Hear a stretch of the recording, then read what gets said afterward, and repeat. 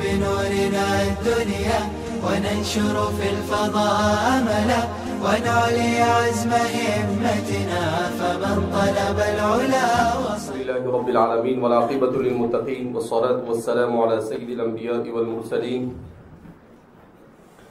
سيدنا وحبيبنا وحبيب رب العالمين محمد وعلى آله وأصحابه ومن هدى بهديه إلى يوم الدين. بسم اللہ الرحمن الرحیم پر بحث کرتے ہوئے امام بیضاوی رحمۃ اللہ علیہ لفظ اسم پر کلام کرتے ہوئے سب سے پہلے ان کے نزدیک بصریین کے قول راجح میں جو راجح قول ہے اسے ذکر کرتے ہیں. والاسم عند اصحابنا البصریین من الاسماء التي حذفت اعجازها لكثرة الاستعمال وبنيت اوائلها على السكون وادخل عليها مبتدأ بها همزة الوصل. اب سوال یہ پیدا ہوتا ہے کہ اسم بصریین کے کہنے کے مطابق یا تو سموون سے بنا ہے یا سمویون سے بنا ہے. صاحب الجوہر وہ فرماتے ہیں کہ اسے مختلف طرح سے پڑھا جا سکتا ہے. بعض حضرات نے اسے سموون پڑھا ہے، بعض نے اسے سموون پڑھا ہے، اور مشہور ہے جیسا کہ صاحب روح المعانی نے اسے راجح قرار دیا ہے کہ مشہور جو ہے وہ ہے سموون ہے. اب یہ سموون سے اسمون کیسے بنا؟ تو سموون سے اسمون بننے کے سلسلے میں مصنف بیان کرتے ہیں کہ حذفت اعجازها لکثرت الاستعمال، اس کے اعجاز کو حذف کر دیا گیا کثرت استعمال کی بنیاد پر. عربی زبان میں بڑی نزاکتیں ہیں، وہ کلام میں ثقالت کو پسند نہیں کرتے، لہذا اس بنا پر حذف و اضافہ یہ ایک عام دستور سی بات ہے. البتہ حذف و اضافے کے لیے اصول و قوانین بنائے ہیں جس کو آپ نے 7 اقسام کے ذیل میں علم الصرف کے تحت پڑھا ہوگا. تو اب فرماتے ہیں کہ کلمے کے اخیر سے اگر حرف علت میں سے کوئی واقع ہو اسے حذف کیا جائے کسی ضرورت کی بنیاد پر، اسے کہا جاتا ہے حذفت اعجازها. کہ اگر کلمے کے اخیر میں الف واو یا میں سے کوئی آئے، کوئی ایسی ضرورت پیش آئے کہ کلمہ اس کی وجہ سے ثقیل ہو رہا ہو، تو ان 3 حرفوں کو حروف علت کہتے ہیں، یعنی ایسے حروف جو بیماری کا شکار ہے. لہذا اس بنا پر بطور علاج کے جیسے ڈاکٹر دوائی دیتا ہے، کبھی عضو کاٹ دیتا ہے، کبھی اس کی ٹریٹمنٹ کرتا ہے، تو علماء صرف بھی ان کلمات کی ٹریٹمنٹ کرتے ہیں. اب کیا کیا انہوں نے کہ اس کے کہا کہ سموون ایک ساتھ 3 ضمے، ویسے ہی ضمہ ثقیل ہے اور 3 ضمے اور وہ بھی آخر والا ضمہ واو کے ساتھ جمع ہو گیا، تو کہا یہ اسقل الکلمہ ہو گیا، بہت بھاری ہے، تو اس کو کیسے پڑھیں گی؟ کہا آپریشن کرو. تو اب اس کو لے جاتے ہیں علم الصرف کے آپریشن تھیٹر میں، اور وہاں پر لا کر اس کا آپریشن کیا کرتے ہیں؟ شروع کرتے ہیں. تو سب سے پہلا آپریشن کیا کرتے ہیں؟ تو کہا کہ پہلا آپریشن یہ کرو کہ واو بیمار حرف آیا ہے، اس بیمار کو بھگاؤ یہاں سے. تو وہ بیمار حرف کو وہاں سے کیا کر دیتے ہیں؟ بھگا دیتے ہیں، وہاں سے حذف کر دیتے ہیں. حذفت اعجازها. کیوں؟ کہا بھائی کیا ہوا، بیچارے نے کیا بگاڑا، آپ نے اس کو حذف کیا؟ کہا لکثرت الاستعمال. کہا یہ تو عام ہے، واو یا کہیں پر بھی آئے تو کسی وجہ سے کوئی بھی چھوٹی سی علت بھی پائی جائے تو انہیں کیا کر دیا جاتا ہے؟ کہہ دیا جاتا ہے کہ بھئی تم یہاں سے 3 2 5 ہو جاؤ. تو اس لیے فرما رہے ہیں کہ اس کو حذف کر دیا گیا. اب کیا بنا؟ تو اب فرماتے ہیں کہ اب یہ بنا سمون. کیا بنا؟ سمون. اب صرف سمون بننے سے کام نہیں چل سکتا تھا، تو اب کیا کرے؟ تو فرماتے ہیں کہ اس کے اول کو ساکن کر دیا گیا، وَبُنِيَتْ أَوَائِلُهَا عَلَى السُّكُونِ، اس کے سین کو ساکن کر دیا گیا۔ اب سوال پیدا ہو کہ کس قاعدے کی بنیاد پر سین کو ساکن کیا؟ کوئی قاعدہ ہونا چاہیے، ایسے ہی کیسے آپ کی مرضی چلا رہے ہیں آپ کہ بھئی ہم نے سین کو ساکن کر دیا؟ اچھا خاصا اس کے اوپر حرکت بیٹھی ہوئی تھی۔ کہا اس وجہ سے کہ توالی یہ ضماد ہو رہا تھا، تو واو کو گرانے کے ساتھ ساتھ سین کو بھی گرانے کا تقاضا تھا، مگر سین یہ حروف صحیحہ میں سے ہے، یہ حروف علت میں سے نہیں ہے۔ اب سین کو تو نہیں گرا سکتے، مگر ضمہ یہ اخت واو ہے، ضمہ یہ کیا ہے؟ اخت واو، یعنی واو کی بہن ہے۔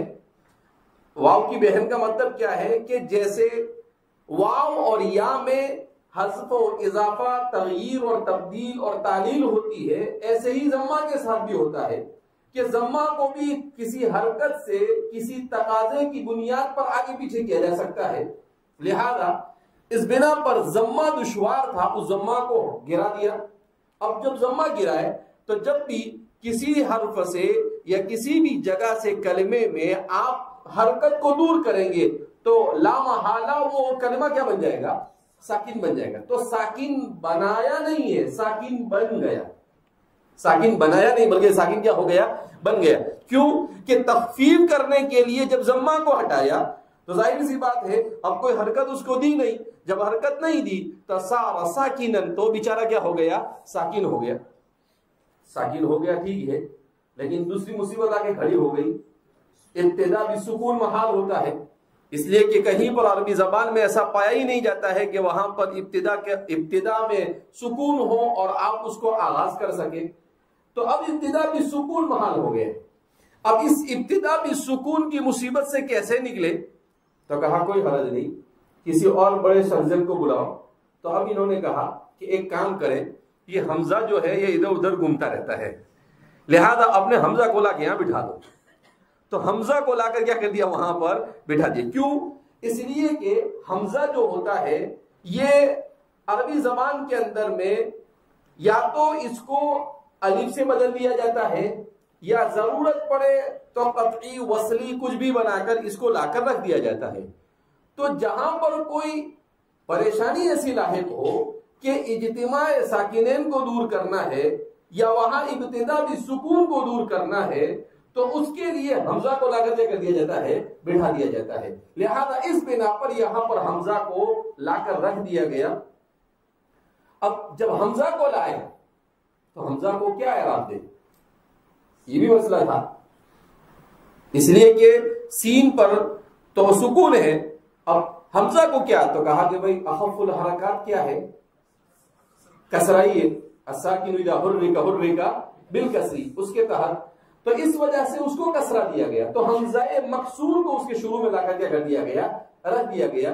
اس طرح سے یہ سمون سے یا سمون سے یا سمون سے کیا بن گیا؟ اسمن بن گیا۔ کس کے نزدیک؟ بصریین کے مسلک کے مطابق۔ کس کے مسلک کے مطابق؟ بصریین۔ تو اسی کو بیان کر رہے ہیں، وَبُنِيَتْ أَوَائِلُهَا عَلَى السُّكُونِ وَأُدْخِلَ عَلَيْهَا مُبْتَدَأً بِهَا حَمْزَةُ الْوَصْلِ، لہذا اس کے آغاز میں حمزہ وصل کو داخل کر دیا گیا۔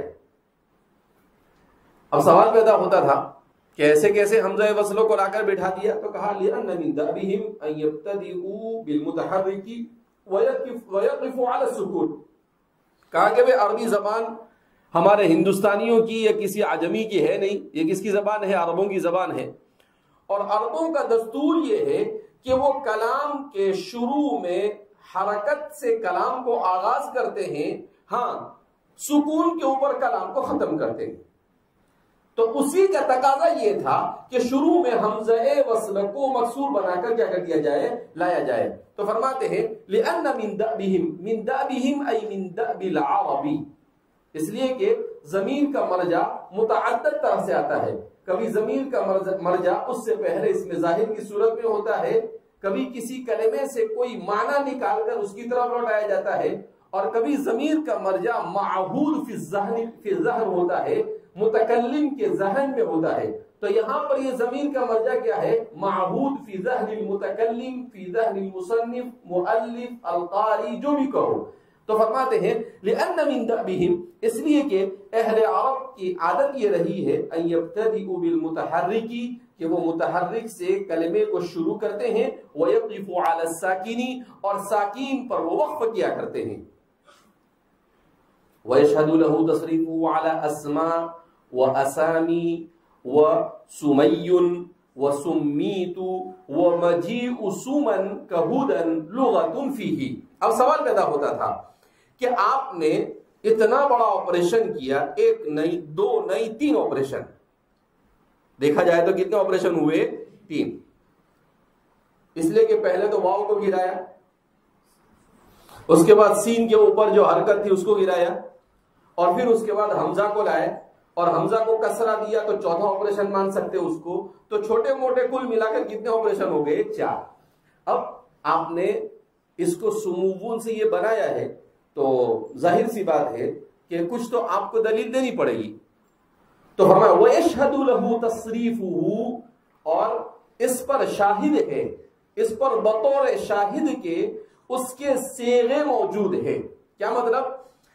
کہ ہم نے ایسے ہی نہیں بیان کی، کہا یہ اتنا لمبا چوڑا جو اس کا آپریشن ہو رہا ہے، جو کل سے شروع ہو اور آج کیا ہو رہا ہے، ختم ہو رہا ہے، تو کہا وہ اس لیے ہوا کہ عربی زبان میں اگر اس کی جمع کو، اس کے مصدر کو اگر آپ دیکھیں تو ہر جگہ پر آپ کو کہیں نہ کہیں پر واو یا چھپے ہوئے ملیں گے. تو وہ دلالت کر رہے ہیں اس بات پر. کیوں؟ کہ عربی زبان کا دستور یہ ہے کہ کسی بھی کلمے کی اصلیت کو جاننے کے لیے یا تو آپ اس کو مصغر بنا دو، یا پھر آپ اس کی جمع تکسیر لے کر آؤ، یا پھر اس کا مصدر لے کر آؤ. تو یہ وہ چیزیں ہیں، وہ تھرمامیٹر ہے کہ جس کے ذریعے سے اس کے اصل حروف کی پہچان ہو جاتی ہے اور معلوم ہو جاتا ہے کہ یہاں پر حقیقت میں ہے کون. تو اس لیے فرما رہے ہیں وَيَشْهَدُ لَهُ تَصْرِيفُهُ، اور اس کے مختلف تصریف، مختلف صیغے اس پر شاہد ہے، اس پر دلیل بنتے ہیں. کیا ہے وہ؟ اسماء، کہ اس کی جمع کیا آتی ہے؟ اسماء آتی ہے. اس کی جمع کیا آتی ہے؟ اسماء آتی ہے. وَأَسَامِي، اور دوسری جمع اس کی آتی ہے آسامی. ارے آسامی نہیں، کیا ہے؟ اسامی. تو اس کی جمع آتی ہے اسامی، اور تیسری جمع اس کی وہ سمیون، اور اسے سمیون لغت ہے، یہ جمع نہیں ہے، یہ لغت ہے کہ اس کو سمیون بھی پڑھا جاتا ہے. وہ سمیت یا سمیت، جو بھی پڑھے اس کو. تو یہاں پر بھی آپ دیکھ رہے ہیں یا عود کر آ رہی ہے، تو جمع مکسر میں بھی یا عود کر آتی ہے، اس کے ایک ضبط کے اندر میں بھی یا عود کر آ رہی ہے، اس کے فعل میں بھی یا عود کر آ رہی ہے. وَمَجِيءُ سُمَن كَهُدًا، کہا جیسے ہدن ہے، ہدن للمتقین، اسی طریقے سے ایک لغت اسم کے سلسلے میں یہ ہے کہ اسے سمن بھی پڑھا جاتا ہے. تو یہ تمام کے تمام اس بات کی گواہی دے رہے ہیں کہ ہو نہ ہو یہاں پر یا ہے یا واو ہے، یا تو ناقص واوی ہے یا یہ ناقص یائی ہے. یہ ناقص واوی ہے یا ناقص یائی ہے. آپ نے پڑھا ہوگا کہ اگر حرف علت اخیر میں ہو تو اسے ناقص کہتے ہیں، اور اگر حرف علت شروع میں ہو تو اسے کیا کہا جاتا ہے؟ مثال کہتے ہیں. کیا کہتے ہیں اس کو؟ مثال. تو بصریین کے نزدیک یہ ناقص ہے، چاہے ناقص واوی ہو چاہے ناقص یائی ہو، جو بھی مانو. اور کوفیین کے نزدیک یہ ناقص نہیں بلکہ یہ مثال ہے. کیوں؟ اس لیے کہ یہ وسمن سے بنا ہے، جس کے اوپر آگے کلام کر رہے ہیں. تو فرماتے ہیں وَيَشْهَدُ لَهُ تَصْرِيفُهُ عَلَى أَسْمَاء وَأَسَامِي وَسُمَيٌّ وَسُمِّيتُ وَمَجِيءُ سُمَن كَهُدًا لُغَةٌ فِيهِ، ایک لغت اس کے اندر ہے. ابھی آگے وہ بھی بیان کریں گے کہ اس کو کتنی طریقے سے پڑھا جا سکتا ہے، یعنی اسمن جو ہے اس کو کتنی طرح سے پڑھا جا سکتا ہے. امام آلوسی رحمۃ اللہ علیہ نے اس میں زیادہ نہیں صرف 18 لغت بیان کی ہے. کتنے لوگوں نے بیان کیا ہے کہ اس کو 18 طرح سے پڑھا جا سکتا ہے. اب آپ کہیں کہ 18 طرح سے کیسے پڑھیں گے؟ جب اس کا موقع آئے گا جب بتائیں گے. ہاں تو کیا بیان کر رہے ہیں؟ واللہ اسماک سمن مبارکن آثرک اللہ به ایثارک. ایک شاعر ہے، اب شاعروں کو چکر ہوتا ہے، اس کو بھی چکر تھا کسی محبوبہ کے ساتھ میں. تو کیا کہتا ہے اپنی محبوبہ سے؟ واللہ اسماک، واللہ ہی نہیں، یہ کیا ہے؟ واللہ ہے، واو قسم کے لیے نہیں یہاں پر. واللہ اسماک سمن مبارکہ، اور اللہ نے آپ کے لیے بڑا بابرکت نام منتخب کیا. کتنا مزہ آ رہا ہے ان کو. اور اللہ نے آپ کے لیے بڑا بابرکت نام منتخب کیا. آثرک اللہ بہ ایثارک، اللہ نے آپ کے نام کے سلسلے میں آپ کو ترجیح دی دوسروں پر، ایسے ہی جیسا کہ آپ کی ذات کو ترجیح دی. جیسا کہ آپ کی ذات کو کیا ہے؟ ترجیح دی. اب اس کا جو بھی نام رہا ہو، اپنی معشوقہ کا یا محبوبہ کا، تو اس کے بارے میں وہ کہتا ہے کہ جیسے آپ نظر آتے ہیں نرالے، ایسے ہی آپ کا نام بھی نرالا ہے. اب ہم کو اس سے بحث نہیں، شعر شاعری کیا کر رہا ہے، ہم کو یہاں پر بحث کس سے ہے؟ واللہ اسماک سمن، کس سے بحث ہے؟ اس لیے کہ مصنف نے بیان کیا وَمَجِيءُ سُمَن كَهُدًا، اسی کے لیے بطور استشہاد کے اس شعر کو پیش کر رہے ہیں. تو محل استشہاد کیا ہے؟ سمن مبارکہ. محل استشہاد کیا ہے؟ سمن مبارکہ. تو فرماتے ہیں کہ اس شعر میں شاعر نے، کیوں؟ اس لیے کہ عربی زبان کے قواعد یہ مدون کیے گئے، بنائے گئے، تو اس کے لیے مصدر اور مرجع کی حیثیت نمبر 1 کتاب اللہ، نمبر 2 سنت رسول اللہ، اور نمبر 3 کلام عرب فی زمن الجاہلیہ، زمانے جاہلیت کا کلام عرب، اما شعرا و اما نثرا، چاہے وہ شعر کی صورت میں ہو چاہے وہ نثر کی صورت میں ہو، تو یہ بطور استشہاد کے پیش کیے جاتے ہیں. تو کوئی بھی بات جب بھی بیان کریں گے ہمارے ائمہ نحو، ائمہ صرف یا ائمہ بلاغت، تو ان کے پیش نظر یا تو کوئی شعر ہوگا زمانے جاہلیت کے مشہور شعراء میں سے کسی کا، یا پھر ان کے پیش نظر ان کے خطبے میں کوئی مقتبس ہوگا، کوئی اقتباس ہوگا، یا کوئی کتاب اللہ کی آیت ہوگی، یا کوئی سنت رسول اللہ کا کوئی ٹکڑا ہوگا. تو ان چیزوں کو سامنے رکھ کر ہی ان قواعد کو بنایا گیا. کیوں؟ اس لیے کہ نحو، صرف، یہ ساری چیزیں اسلام کے آنے سے پہلے نہیں تھی.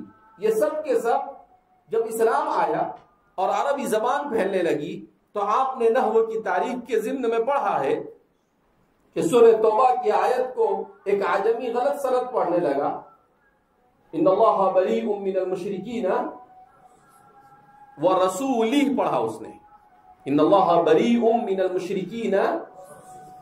تو اب ظاہر سی بات ہے کہ اللہ بری ہے مشرک سے بھی اور علیاذ باللہ اپنے رسول سے بھی. تو وہ فوراً وہاں پر کھڑا ہو گیا دیہاتی، کہا کہ اللہ اگر اپنے رسول سے بری ہے تو پھر اسلام لا کے میں کیا کروں گا؟ اللہ نے اپنے رسول سے برات کا اعلان کیا. اب جبکہ اس کا عطف کس کے اوپر تھا؟ ان اللہ بریء من المشرکین ورسولہ، کہ اللہ اور رسول بری ہے مشرکین سے.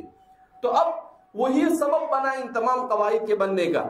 ابو الاسد الدوئلی کے پاس آئے اور پھر وہ گئے حضرت علی کے پاس، اور حضرت علی نے قاعدہ بنا کر دیا کل فاعل مرفوع وکل مفعول منصوب وکل مبتدأ مرفوع وکل خبر مرفوع. ایسے چند جملے آپ نے بنا کر دے دیے. پھر ابو الاسد دوئلی نے، اور پھر اس کے بعد اخفش ہے، مبرد ہے، اور پھر اس کے بعد خلیل فراہیدی ہے، اور پھر اس کے بعد جو کچھ بچا ہوا تھا وہ امام سیبوئے ہے. ان سب نے آ کر اس کو پورے ایک نحو کا ڈھانچہ کیا کر دیا؟ دے دیا کہ یہ نحو ہے، یہ صرف ہے. تو ایک چھوٹے سے جملے سے شروع ہوا کل فاعل مرفوع وکل مفعول منصوب، اور پھر کہا کہ جاؤ اب تم دماغ ماری کرتے رہو. تو پھر انہوں نے پورا نحو بنایا. بہرحال تو فرماتے ہیں واللہ اسماک سمن مبارکہ، آثرك الله به إيثارك والقلب بعيد غير مضطرد واشتقاقه من السمو لأنه رفعة للمسمى وشعار له. اچھا اب بیان کر رہے ہیں والقلب بعید غیر مضطرد. اب مصنف رد کر رہے ہیں کوفیین کے اوپر، اس لیے کہ مصنف کا دستور یہ ہے کہ وہ جس قول کو راجح سمجھتے ہیں اس کو دلائل کے ساتھ شواہد کے ساتھ بیان کرتے ہیں، اور پھر اس کے بعد اس کے مد مقابل جو بھی مذہب مسلک ہوتا ہے اس کے اوپر آپ رد کرتے ہیں. تو اب اپنے اسی منہج کے مطابق اب آپ رد کر رہے ہیں کس کے اوپر؟ کوفیین پر. والقلب بعید، اور قلب بعید ہے. اب آپ کہیں کہ قلب تو قریب ہے، کہاں بعید ہے؟ قلب سے یہاں پر مراد ایک اصطلاح ہے، اور وہ کون سی اصطلاح ہے کہ اصل میں کوفیین جو ہے اس کو وسمن سے مانتے ہیں. کیسے مانتے ہیں؟ اب جب انہوں نے وسمن سے مانا تو سوال پیدا ہوتا ہے کہ اس کی جمع تو اسماء آتی ہے، تو آپ کے لیے مستدل نہیں بن سکتا ہے. تو انہوں نے کہا مسئلہ تو بگڑ گیا، اس کو کیسے سدھارے؟ تو انہوں نے کہا کہ اصل میں یہاں پر قلب سے کام لیا گیا ہے، اصطلاح قلب سے کام لیا گیا. کہا کیسے؟ کہا اسما جو ہے یہ اصل میں اوسما تھا. اصل میں کیا تھا؟ اوسما. کھینچتان کے لا رہے وہ بھی بیچارے. تو کہا کہ اوسما سے اسما کیسے ہو گیا؟ کہا اس میں قلب سے کام لیا گیا. کہا کیسے قلب سے کام لیا گیا؟ کہا اس طور پر کہ اوسم تھا، اس واو کو حذف کر دیا گیا، اور پھر تو کہا کہ اخیر میں اس کے بدلے میں حمزہ کو لا کر رکھ دیا گیا، تو اس کو قلب کہا. کیا کہا؟ قلب. لیکن ان کی بات گلے اترتی نہیں. تو مصنف اس والقلب بعید کا یہ کون سی بات ہے؟ ہمارے تو سمجھ میں آتا نہیں ہے کہ وہاں سے اوسم سے اسما بنتا ہی نہیں. عربی زبان میں کہیں پر اس کی کوئی نظیر آپ کو مل سکتی نہیں. لہذا اس کو آپ کس بنیاد پر اوسم کہتے ہیں اور کس بنیاد پر آپ یہاں پر واو پکڑ کے لا رہے ہیں شروع میں، ہماری تو سمجھ میں آتا. مصنف اس پر رد والقلب بعید، کیا کہ یہ قلب کا جو آپ نے قاعدہ یہاں پر انتخاب کیا ہے اور اس کا استدلال آپ کر رہے ہیں، کہا کہ بعید عن القیاسی، یہ قیاس سے بعید ہے. یعنی جو قواعد بنائے گئے ہیں کلام عرب کو سامنے رکھ کر ان سے بعید از امکان محسوس ہو رہا ہے. غیر متردین کا عربوں کے یہاں پر اس کا کوئی رواج بھی نہیں کہ ایسا نہیں ہوتا ہے. ایک تو قلب کا استعمال بہت کم ہوتا ہے. قلب کا استعمال کیسا ہوتا ہے؟ بہت کم. یہ اصل میں اپنے استدلال کے طور پر پیش کرتے ہیں. کہا جیسے عیدتن اصل میں کیا تھا؟ وعدن تھا. زینتن اصل میں کیا تھا؟ وزن تھا. اسی طریقے سے سیمتن اصل میں کیا تھا؟ وسم تھا. اصل میں کیا تھا؟ وسم. تو کہا وہاں پر قلب کا استعمال ہوا. کیا کس کا استعمال ہوا؟ کیسے قلب کا استعمال؟ کہ عیدتن اصل میں کیا تھا؟ وعد. تو اب یہ کیا ہوا؟ تو کہا کہ بھائی تا کو حذف کر دیا گیا اور اس کے بدلے میں واو کو لا کر رکھ دیا گیا. کہا یہاں پر بھی سیمتن سے یہ وسم ہو گیا. اس طریقے سے قلب کے قاعدے کو انہوں نے کیا کیا؟ یہاں پر استعمال کیا. تو مصنف نے اس پر رد کیا، کہا کہ بھائی یہ کچھ سمجھ میں آتا واتا نہیں ہے. واشتقاقه من السمو لأنه رفعة للمسمى وشعار له. اب دوسری دلیل پیش کر رہے ہیں کہ اور اس کا سمون سے مشتق ہونا اس لیے بھی کہ وہ اپنے مسمى پر بلند ہے اور اس پر علامت بھی، اس پر نشانی بھی ہے. تو کیا فرماتے ہیں کہ دیکھو اس کو وجہ تسمیہ کے طور پر بھی اگر غور کیا جائے تو زیادہ مناسب یہی معلوم ہوتا ہے کہ اس کو سمون سے مانا جائے. کہا کیوں مناسب معلوم ہوتا ہے؟ کہا اس لیے کہ کلام عرب میں کوئی بھی کلام بنتا ہے کلمے سے، اور کلمے کی کتنی قسمیں ہیں؟ 3 قسمیں، اسم و فعل و حرف. کوئی بھی کلمہ ان تین سے باہر جا سکتا نہیں۔ اب ان تین کا جب جائزہ لیا جائے تو ان تینوں میں سب سے ارفع کون ہے؟ اسم ہے۔ سب سے ارفع کون ہے؟